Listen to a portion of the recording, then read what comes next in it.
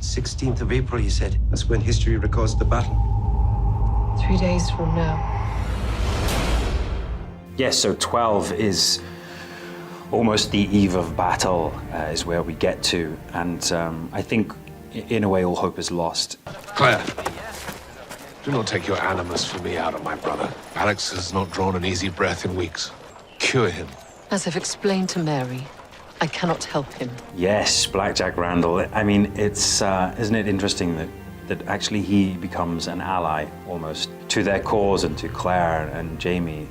If I am to attend your brother, then I want something in exchange. You would barter over an innocent man's suffering. Madam Fraser,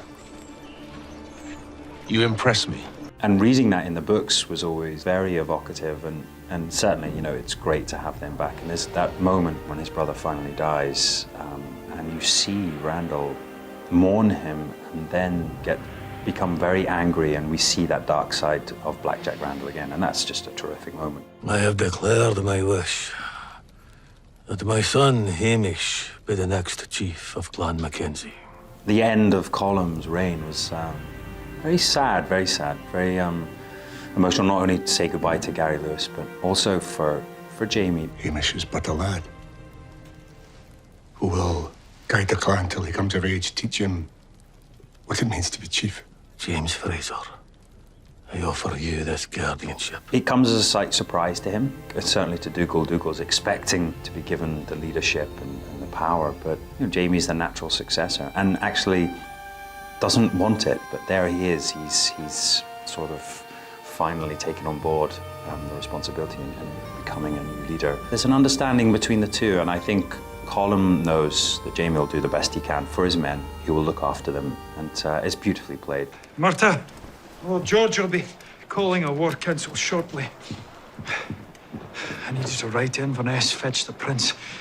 You'll find him at Thunderton House, Batcham Lane. A war council, eh? Jamie has this idea of going on this sort of surprise attack. He knows that they need to do it now. They cannot wait until the point in time that history has foretold that they are going to lose this battle. The men will rest, and then we shall march to Culloden. God will provide for us. You do his bidding. May he have mercy on us all. And ultimately, the commanders and Bonnie Prince Charlie, they have the upper hand there. And it feels very desperate.